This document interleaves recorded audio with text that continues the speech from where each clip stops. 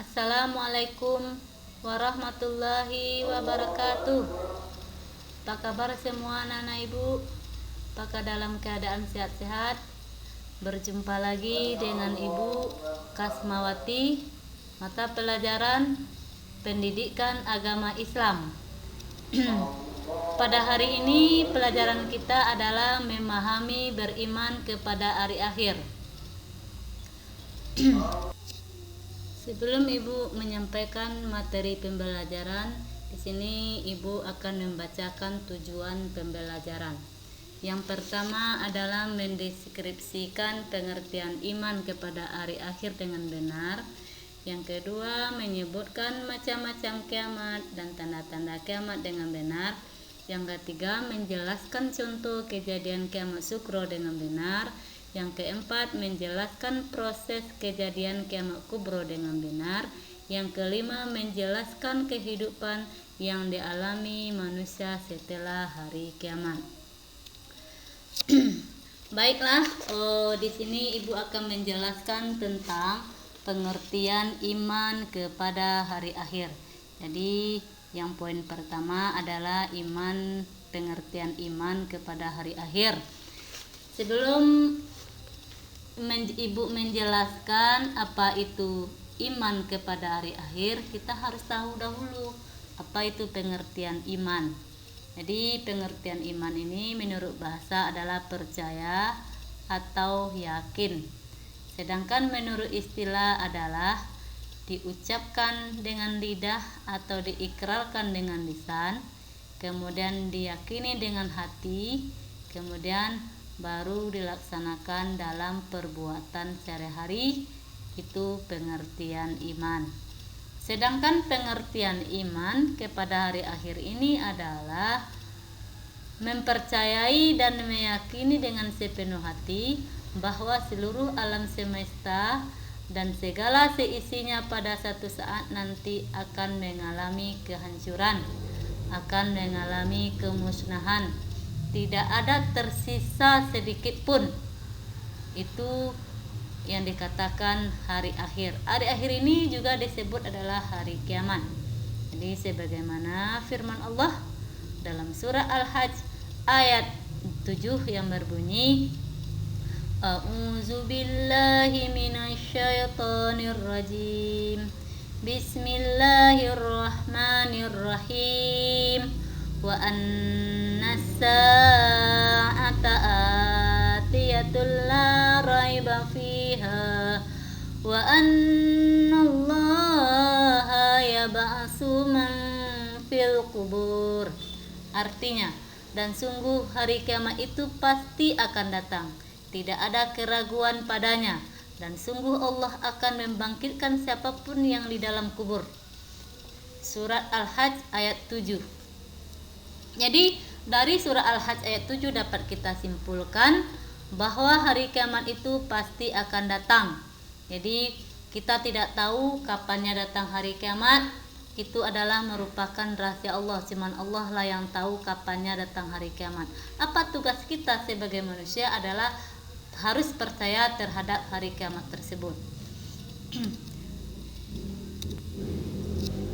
Kemudian poin yang kedua adalah macam-macam kiamat. Jadi macam-macam kiamat, yang pertama adalah kiamat sugro. Jadi kiamat sugro ini adalah kiamat kecil.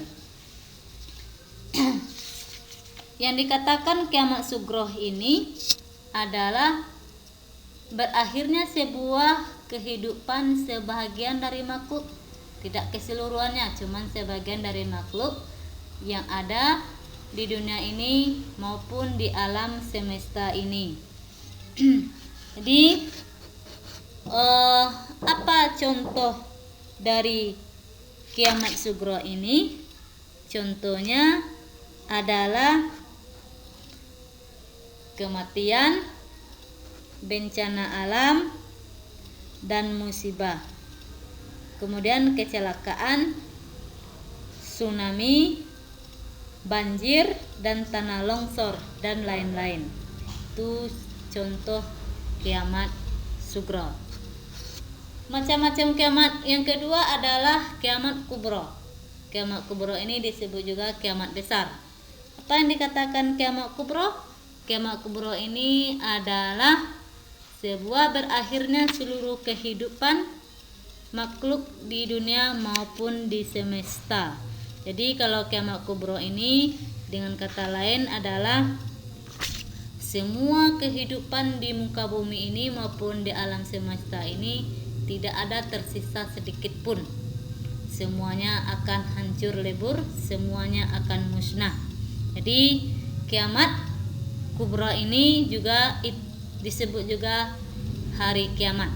Jadi sebagaimana yang digambarkan oleh Allah dalam surat Al-Qari'ah ayat 4 sampai 5 yang berbunyi A'udzu billahi minasyaitonir rajim. Bismillahirrahmanirrahim. Yauma yakunun nasu kal farashil mabsus wa takunul jibalu kal ihnil manfus. Artinya, pada hari itu manusia seperti laron yang berterbangan dan gunung-gunung seperti bulu yang dihambur-hamburkan. Jadi maksud dari surat di ayat surat Al-Qari'ah ayat 4 sampai 5 menggambarkan memang belum terjadi sehingga tak seorang pun mengetahui peristiwa yang sebenarnya. Namun ketika kita mengetahui di firman Allah tersebut, apabila sudah datang hari kiamat tersebut, semuanya manusia seperti laron, seperti kapas yang yang berterbangan, kemudian seperti gunung-gunung, seperti bulu yang dihambur-hamburkan. Begitulah keadaan hari kiamat, gambaran dalam surat Al-Qari'ah ayat 4 dan 5. Kemudian hari kiamat kubra atau hari kiamat tersebut tidak ada tersisa sedikit pun makhluk yang ada di muka bumi ini. Kalau dibandingkan terjadinya, kalau kita ibaratkan terjadinya gempa, kalau gempa terjadi pada saat sekarang ini masih ada tersisa puing-puingnya. Kalau misalnya contohnya, apalagi contohnya tsunami masih ada yang tersisa. Jadi kalaulah sudah kiamat kubro itu sudah datang, tidak ada yang tersisa sedikit pun yang ada di muka bumi ini. Itulah yang dikatakan kiamat kubro. Kemudian hari kiamat ini memiliki tanda-tanda atau ciri-ciri. Sebagaimana tanda-tanda kiamat, yang pertama adalah banyak terjadi bencana alam. Itu contohnya misalnya gempa bumi, tanah longsor, banjir, gunung meletus. Yang kedua, adanya golongan besar yang saling membunuh. Sudah terbanyak terjadi sekarang pembunuhan. Tidak ada pandang bulu orang yang bunuh sekarang. Yang ketiga, banyak manusia menjadi kufur dan murtad.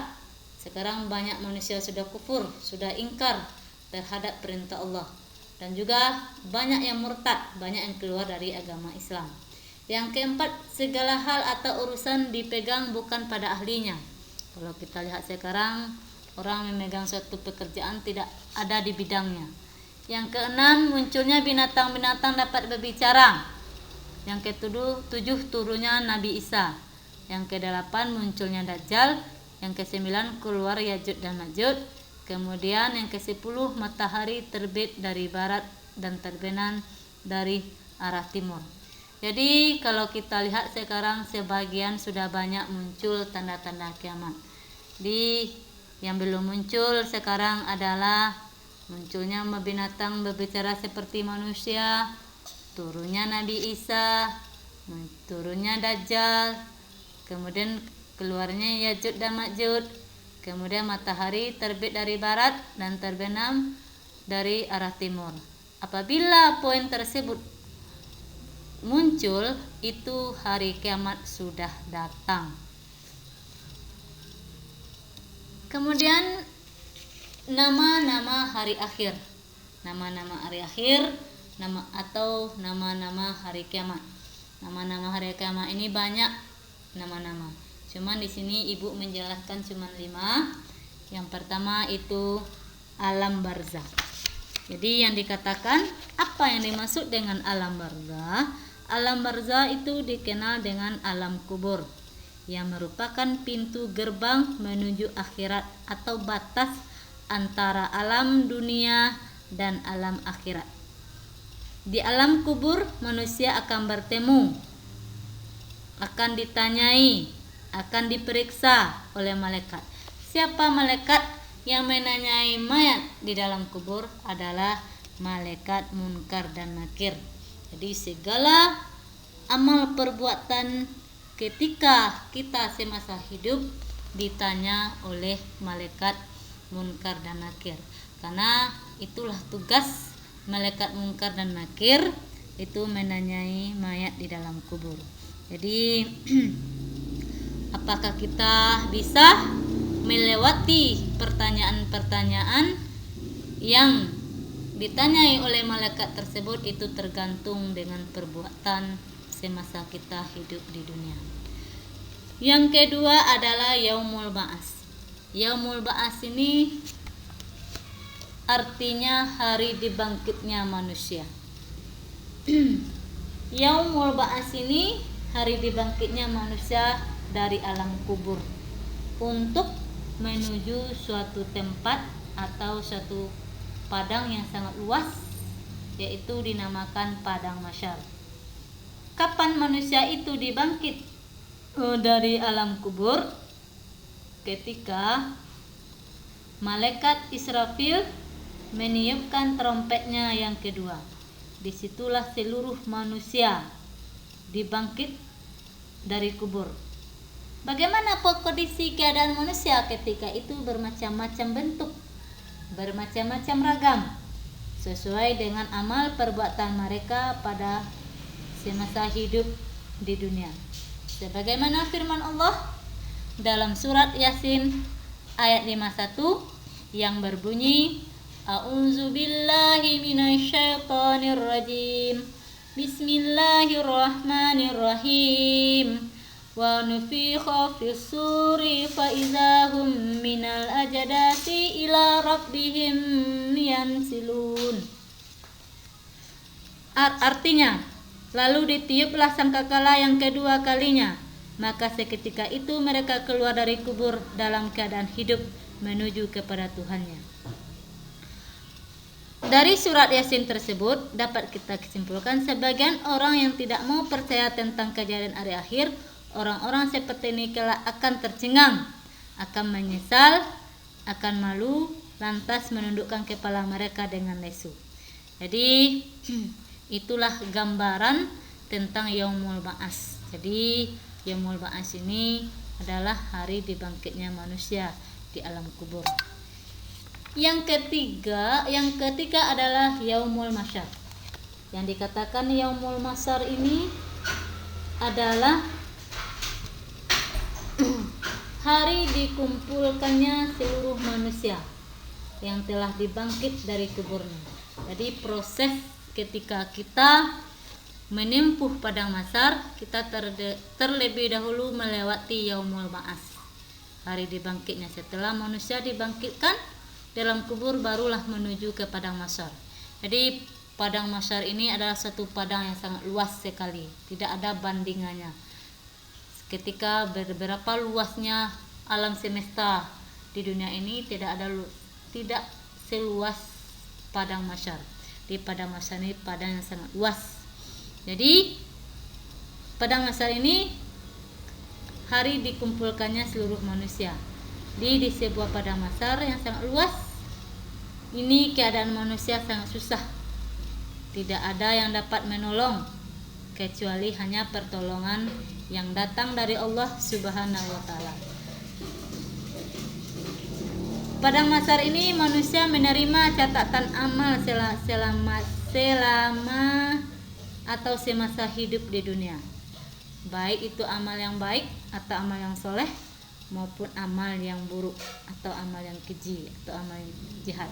Di bagaimana posisi catatan amal ketika itu? Seluruh amal itu tercatat dengan secara rinci, dengan secara akurat, dengan secara terperinci. Jadi orang yang beriman dan beramal soleh merasa gembira kalau ketika melihat catatan amalnya itu baik.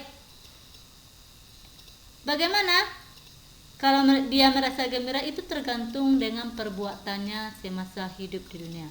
Kalau dia banyak melakukan amal perbuatan yang baik semasa hidup di dunia, ya dia akan merasa gembira ketika menerima catatannya di padang mahsyar. Kemudian sebaliknya, orang ketika dia semasa hidupnya banyak yang berbuat jahat, tidak ada berbuat baik semasa hidup dia di dunia, maka menerima catatan amal dengan perasaan. Bagaimana perasaan? Sedih serta penuh dengan penyesalan. Di penyesalan hanya tinggal penyesalan karena segalanya sudah terjadi. Jadi pada hari itu kita tidak bisa menerima penyesalan kita. Kita pingin mengulang lagi perbuatan yang baik, tidak bisa. Jadi kesempatan kita untuk menerima amal yang baik di padang mahsyar ya ketika kita hidup semasa hidup di dunia. Jadi itulah yang dikatakan yaumul mahsyar. Kemudian yaumul hisab. Apa yang dikatakan yaumul hisab? Yaumul hisab ini artinya perhitungan. Jadi hisab artinya perhitungan. Di bagaimana maksud dari perhitungan di sini? Yaitu hari diperhitungkannya seluruh amal perbuatan manusia, baik amal yang baik maupun amal yang buruk. Pada hari itu manusia akan menerima balasannya masing-masing berdasarkan keadilan dari Allah Subhanahu wa taala. Jadi kalau banyak dia melakukan amal yang baik, Allah akan juga memberikan balasannya. Kemudian banyak manusia itu melakukan amal yang jahat, Allah juga akan memberikan balasannya. Jadi Allah itu maha adil.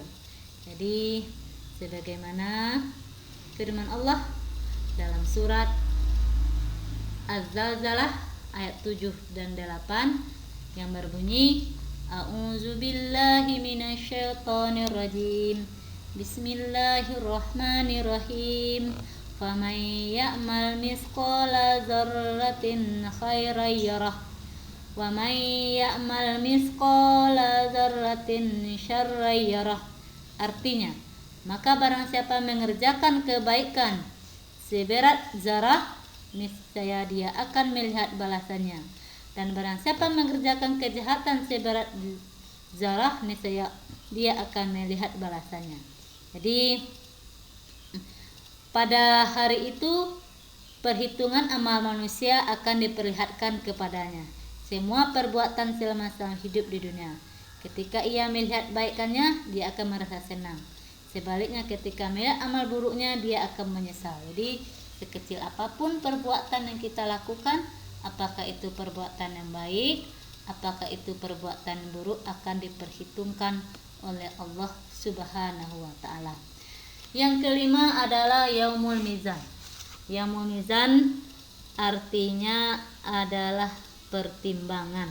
Maksud di sini adalah hari ditimbangnya seluruh amal baik dan buruknya manusia untuk menerima keadilan dan balasannya masing-masing. Jadi sebagaimana firman Allah dalam surat Ali Imran ayat 30 yang berbunyi, A'udzubillahi minasyaitonirrajim. Bismillahirrahmanirrahim. Yauma tajidu kullu nafsin ma amilat min khairin muhdara wa ma amilat min su'. Artinya, ingatlah pada hari ketika setiap jiwa mendapatkan balasan atas kebajikan yang telah dikerjakan di hadapan kepadanya. Begitu juga balasan atas kejahatan yang telah dia kerjakan. Di amal baik dan amal buruk manusia kelak akan ditimbangkan di neraca keadilan. Inilah yang disebut dengan Yaumul Mizan. Jadi Yaumul Mizan merupakan hari ditimbangnya amal perbuatan manusia dari yang terkecil sampai yang terbesar. Itulah nama-nama hari akhir yang sebagian yang Ibu jelaskan itu ada alam barzakh, ada yaumul ba'ats, ada yaumul mahsyar, ada yaumul hisab, ada yaumul mizan. Kemudian ada surga, ada neraka. Jadi Ibu menjelaskan bagaimana orang yang ditempatkan di surga dan bagaimana pula orang yang ditempatkan neraka. Di Allah Subhanahu wa taala memiliki sifat yang maha adil. Allah itu maha adil. Karena kenapa Allah itu dikatakan adil? Ya, karena seluruh perbuatan manusia akan diadili nanti. Di seluruh amal baik dan amal buruk manusia akan mendapatkan balasan dari Allah Subhanahu wa taala. Di sebesar apapun kita melakukan amal yang baik, juga Allah akan memberikan tempat yang baik. Sebesar apapun perbuatan yang kita lakukan di semasa hidup dunia, Allah juga akan memberikan balasan tempat. Apakah di surga, apakah di neraka, itu tergantung dari perbuatan kita semasa hidup di dunia. Yang pertama adalah surga. Surga ini sebagai balasan amal baik. Jadi bagaimana orang menempatkan posisi di surga, tempatnya di surga, itu adalah orang yang melaksanakan perbuatan yang baik semasa hidup di dunia. Jadi Allah akan memberikan balasannya, yaitu tempatnya di surga. Kemudian bagaimana pula Allah menempatkan orang di neraka? Ya, neraka adalah sebagai balasan amal buruk. Jadi ketika kita semasa hidup di dunia melaksanakan perbuatan yang jahat atau perbuatan yang keji, ya Allah akan menempatkan orang tersebut di neraka. Di neraka ini adalah setiap perbuatan buruk manusia juga membalasan. Di neraka ini adalah tempat orang-orang yang melaksanakan perbuatan keji. Itulah materi pelajaran kita pada hari ini. Ibu ucapkan terima kasih. Assalamualaikum warahmatullahi wabarakatuh.